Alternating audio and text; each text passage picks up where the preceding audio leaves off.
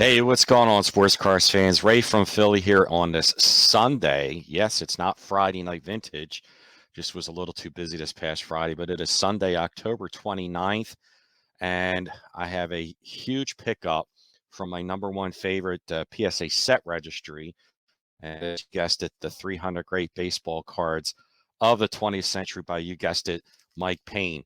Now, if you've been watching lately, myself and Mike Baseball Collector and Chris from Missouri are doing a series on all the cards that we have and going through and discussing the cards from this set registry. We've done episode 1 so far, which covered 1950 to 54, and pretty soon we're going to do 55 to 59, and so stay tuned for that.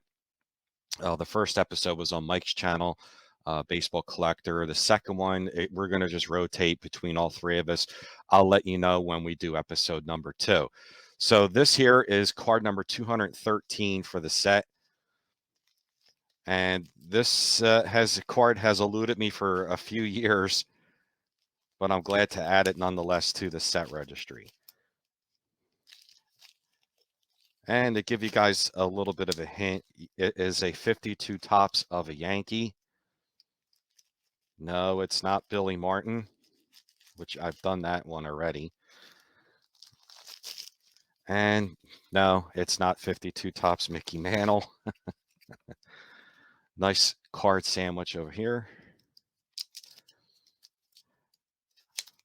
Finally have decided to come out from under my rock after the Phillies lost the National League Championship Series.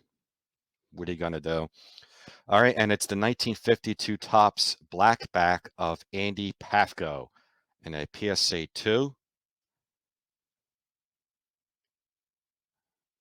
And there's the back. Thrilled to add this card. Now, the story with this card is that it's from the most famous set of all time, the 52 Topps. T206 and 52 Topps are the two most famous, but this is card number 1 in that set. And usually the first card on the set and the last card in the set are usually more valuable than most others because of the rubber bands that kids used to do back then. The top card, number 1, and the bottom, the last card, would get creases in there. So it's all about not so much about this player, but about the card number, and it's card number 1, as you could see there. PAFKO was an okay player, but he wasn't a Hall of Fame player. And the last card in the 52 Topps set, if I'm not mistaken, is Eddie Matthews, which is a huge card. If you look at all the rest of Eddie Matthews' cards, they're really not that hard to get, and they're not that tremendously valuable. Just his 52 Topps set, 52 Topps rookie card, because one, it's his rookie card, it's from the 52 Topps set, and it's the last card in the set. So I'm going to go in the other side of the room to read the excerpt from the book and give you a closer look at the 52 Topps Andy PAFKO, my 213th card for the 300 set. So hold on. All right, and we're back. So wanted to give a closer look here at the 52 Topps Andy PAFKO PSA 2. Nicely centered card. No creases really in this card, just very soft corners, which I'm fine with corners. Back is really sharp, really clean.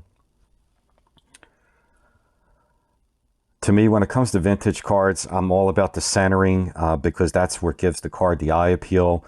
I'm not so concerned about the soft corners, and if it comes to PSA 1s, I expect creases.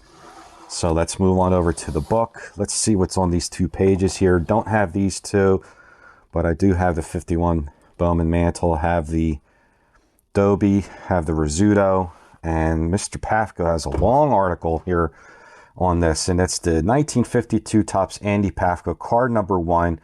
He's the rubber band man to collectors. Perhaps no card is more misunderstood price-wise than this one. The value of this card has to do more with condition than with the ball player pictured on it. PAFKO was a solid player and joined Duke Snider and Carl Furillo in the Brooklyn Dodgers outfield after a trade from the Cubs.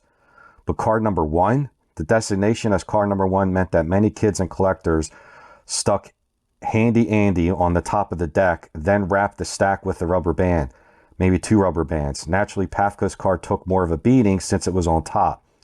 Now you begin to get the picture. Fewer and fewer high-grade rubber bandless PAFKOs are emerging, and it just so happens that this is from 1952 Topps, the key post-World War II baseball card set.